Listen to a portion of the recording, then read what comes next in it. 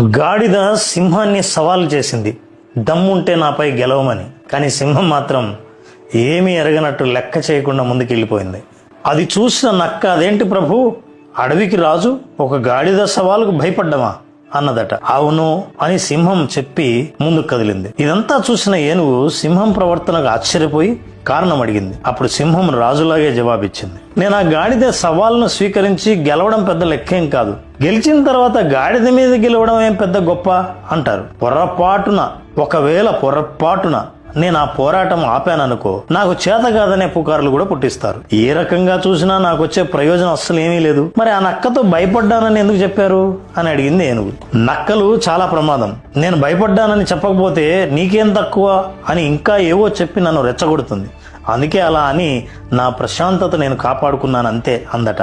నిత్య జీవితంలో కూడా అంతే. మనల్ని ఏదో ఒక పనికి మాలిన విషయంలో ఎవరో ఒకరు సవాల్ చేస్తూనే ఉంటారు. పక్కనే నక్కల్లా కాచుకున్న వాళ్ళు మిమ్మల్ని రెచ్చగొడుతూ ఉంటారు. అసలు ఏ సవాలు మనది కాదో తెలుసుకోవడమే విఘ్నత. అందుకే సవాలులో రెచ్చగొట్టడానికి, ప్రోత్సహించడానికి తేడా తెలుసుకోవడం చాలా అవసరం. మీరేమంటారు?